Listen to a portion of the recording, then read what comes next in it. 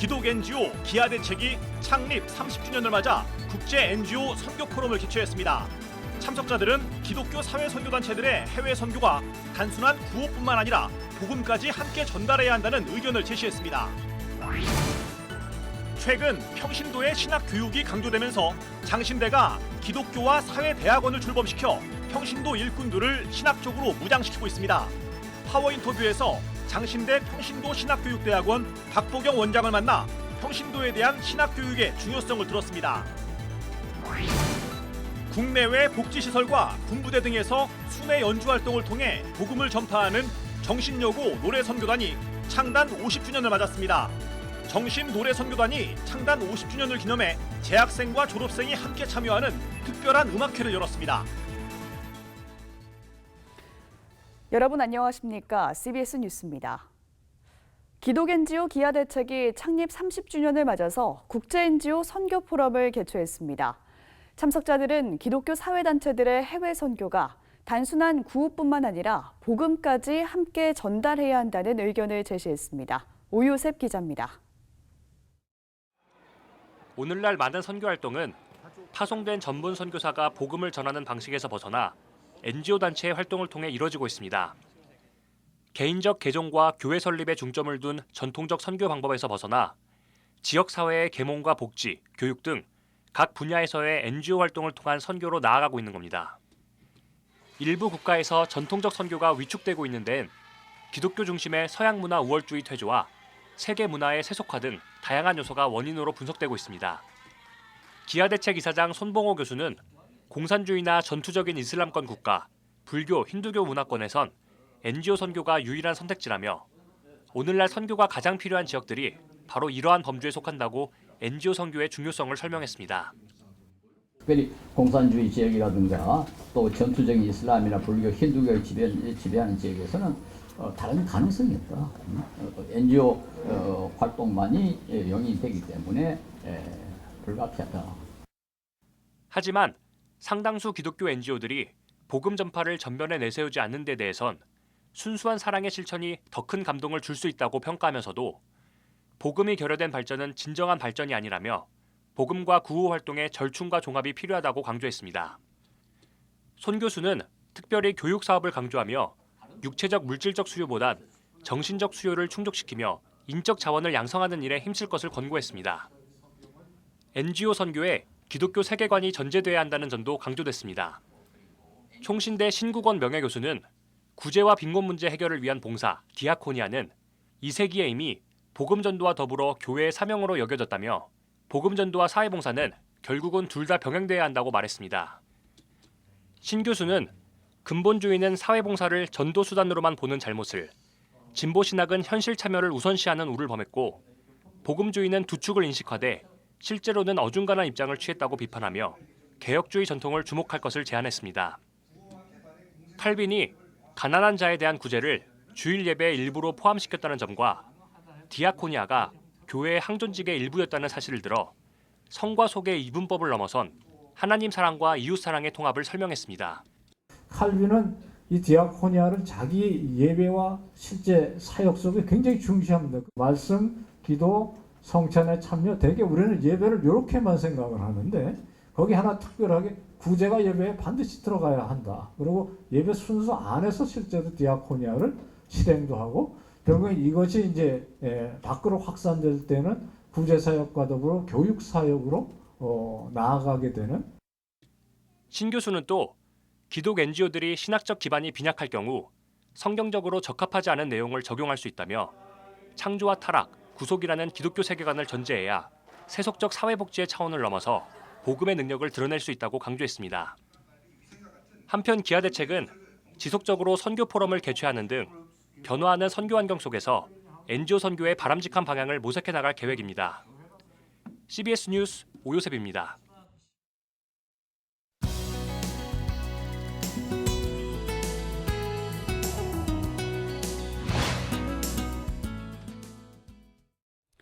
최근 들어 평신도 신학교육의 중요성이 강조되고 있습니다. 이는 세계 선교학계의 흐름이기도 한데요. 이 평신도를 위한 신학교육대학원 원장이자 선교학자인 장신대 기독교와 사회대학원 박보경 교수를 만나서 평신도에 대한 신학교육의 중요성에 대해 이야기 나눠봤습니다. 조혜진 기자입니다. 선교 초기 교육과 의료, 여성 인권 향상 등 우리 사회를 이끌었던 기독교. 그러나 지금의 기독교는 세상에 영향력을 미치지 못하고 있습니다. 장로회 신학대학교는 교회가 다시 세상 속으로 들어가 대안을 제시하기 위해 무엇을 할 수 있을지를 고민하다가 2년 전 기독교와 사회대학원을 출범시켰고 평신도 일꾼들을 신학적으로 무장시키고 있습니다. 세계적인 흐름이 세계 교회가 과거보다 더 많이 신학 교육이 모든 성도들에게 필요한 교육이다라고 하는 그런 큰 흐름이 있습니다. 그동안 이제 신학 교육이 이제 성직자들을 교육하는, 그래서 성직자를 만들어내는 이런 교육으로 좀 집중이 되어 있었다면, 이제 앞으로는 이 신학 교육이 전 성도들을 향하여서 하나님이 어떤 분인지 이해하고, 그 하나님을 배움을 통해서 세상을 이해하고 우리를 이해하고 우리가 어떻게 교회를 이해해서 교회를 어떻게 만들어 가야 되는지, 교회가 또한 세상에서 어떤 역할을 해야 되는지를 전 성도들이 배울 수 있도록 하는 것이 신학교육의 과제인데, 그것들을 전 평신도들에게 확대할 필요가 있다고 하는 세계적 추세 안에 있다고 볼 수 있습니다. 네, 평신도들이 신학을 공부하게 되면 교회가 더 건강해지는 데도 어느 정도 역할을 할 수 있지 않을까 이런 생각도 들거든요. 어떻습니까? 맞습니다.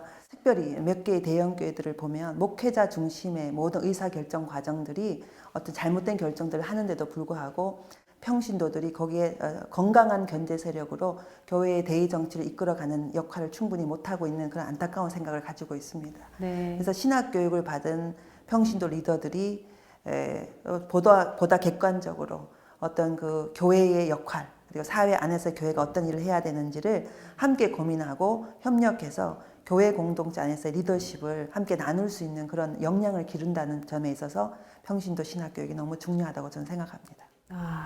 듣고 보니까 정말 중요한 과정인 것 같은데요.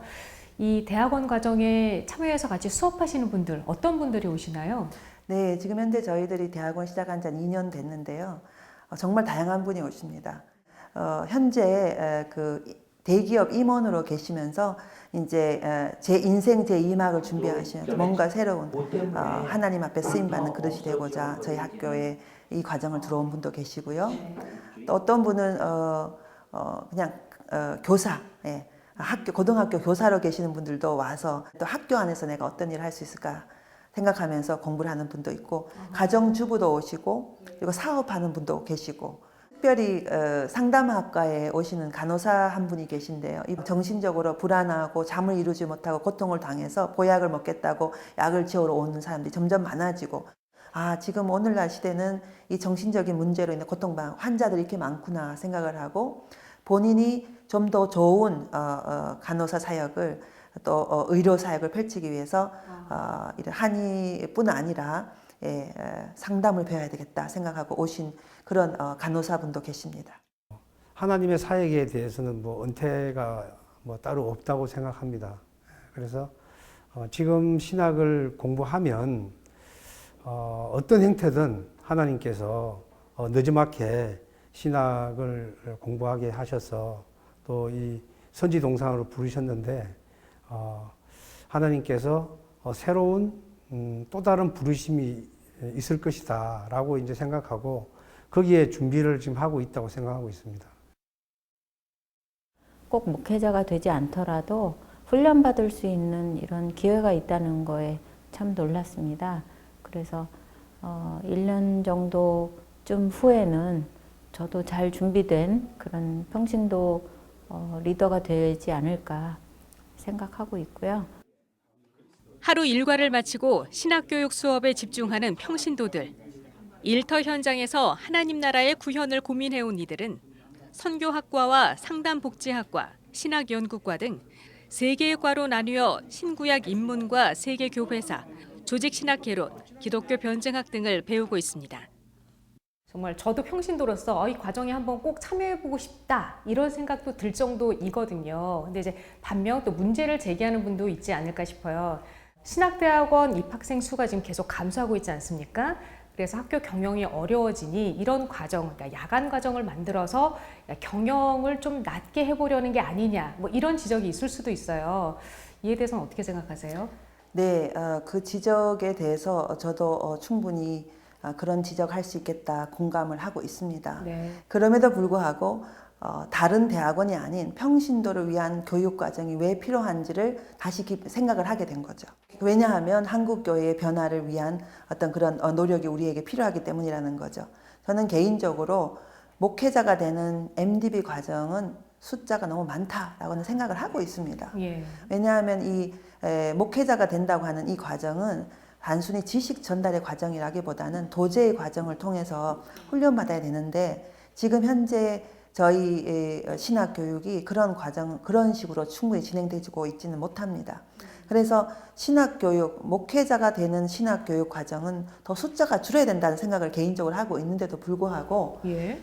반대로 전체 한국 교회의 변화를 위해서는 평신도 전반이 좀 더 신학적 이해를 깊게 함으로써 한국 교회의 신학적 어떤 그런 이해의 깊이를 더하고 그것을 통해서 한국 교회를 바꾸어가고 변혁시키고 갱신시키는 그런 그 힘을 오히려 여기서 가질 수 있지 않을까 하는 생각에 저는 이 대학원이 꼭 필요하지 않나 하는 개인적인 확신을 가지게 됐습니다.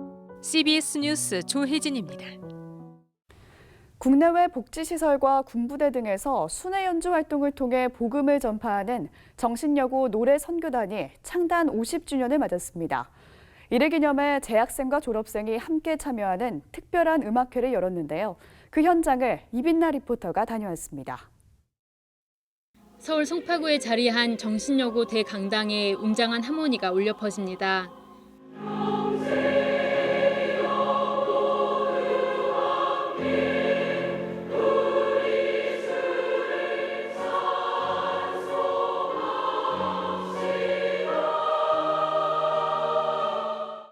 앳된 소녀들부터 청년과 장년들까지 하나의 목소리로 아름답게 어우러지는 이들은 기독사학 정신여고 노래선교단의 창단 50주년을 기념해 뭉친 연합합창단입니다.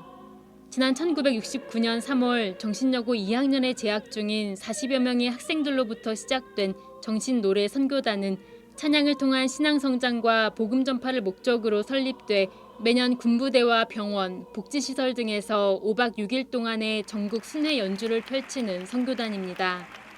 지금까지 배출한 단원만 1,800여 명에 이릅니다. 세상에 비치고 그리스도의 향기를 드러내는 삶을 사는 것을 교육의 목표로 하는 학교입니다. 노래선교단은 이런 정신여고의 복음 전파에 선봉에 서 있는 선교단체라고 할 수 있습니다. 이들을 통해서 정말 너무나 많은 복음들이 전파되어 나가고 있어서 저희는 굉장히 자랑스럽고 감사하게 생각하고 있습니다. 창단 50주년을 기념해 한자리에 모인 노래선교단 단원들은 선교단 활동이 자신들의 신앙과 삶에 큰 영향을 끼쳤다고 고백합니다. 저희들은 노래를 함으로써 또 저희 노래를 듣고 감동하는 사람들을 봄으로써 저희들이 은혜를 받았고 그것 때문에 힘을 얻었었어요. 학교에서 배운 그 믿음의 그 기본 지식이 있기 때문에 저희를 이렇게까지 끝까지 신앙생활을 잘할 수 있었던 것 같고요. 저의 믿음이 더 중요하다고 생각했는데 노래선교단 활동을 통해서 믿지 않고 하는 일을 모르는 사람들에게 찬양을 통해서 선교하는 일이 얼마나 뜻깊고 좋은 활동인지 한번 더 알게 된 것 같아서 노래선교단 활동을 통해서 많이 배우게 된 것 같습니다. 이번 창단 50주년 기념음악회에는 노래선교단 창단 멤버와 그 이전 졸업생들, 현재 고등학교 2학년 학생으로 노래선교단 현역으로 활동 중인 51회 단원들까지 모두 참여했습니다. 현 노래선교단 학생들이 막을 연 무대에는 졸업생 단원들이 정기적으로 모여 활동하는 정신 콰이어와 50주년을 기념해 구성된 졸업생 팀들의 순서가 이어졌습니다. 특히 미주에서 거주하며 노래선교단 모임을 이어온 단원들도 참석해 의미를 더했습니다. 저희가 또 모이면은 정말 이렇게 나이가 차이가 1회부터 18회까지 있지만 정말 우리가 상관이 없어요. 너무나 하나가 되고 정말 저희가 친구 같고 저희가 너무나 오랜 시간이 지나서 모교에 와서 이렇게 선배들, 후배들과 같이 노래선교단 시절을 생각하면서 찬양을 할 수 있다는 것은 저희들에게 정말 감동 그 자체입니다. 음악회 마지막엔 모든 졸업생과 재학생, 관객들까지 함께 찬양했습니다.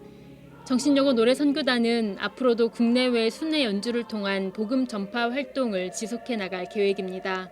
CBS 뉴스 이빈나입니다.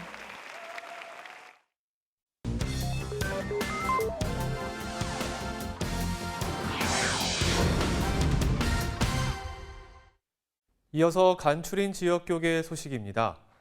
오늘은 강원 영동 지역 교계들의 정기노회 소식으로 시작합니다. 예장합동 강동노회가 속초 평강교회에 모여 정기노회를 열고 회무를 처리했습니다. 예장통합 강원 동노회도 정기노회를 열고 김종원 목사를 신임노회장으로 선출했습니다. 예장통합 여수노회가 목사 교육 세미나를 열었습니다. 대전 CBS 라디오 오후에 만나의 코너죠. 찬양이 좋아가 1주년을 맞아 찬송가 부르기 대회 왕중왕전을 개최했습니다. 예장통합 여수노회 교육자원부가 주관하는 제46회 목사 계속 교육 세미나가 열렸습니다. 세미나에서 순천 생수교회 황표성 목사가 예심 전도법에 대해 강의했습니다. 이어서 전도의 방법과 전략 등을 공유하는 시간도 가졌습니다. 오늘 여러분 오신 분들은 대전 CBS 라디오 오후에 만나서 코너 찬양이 좋아가 1주년을 맞이해 찬송가 부르기 대회 왕중왕전을 개최했습니다. 이번 찬양이 좋아 왕중왕전은 오는 22일과 29일 오후 1시 5분부터 시작하는 대전 CBS 오후에 만나 프로그램을 통해 들을 수 있습니다.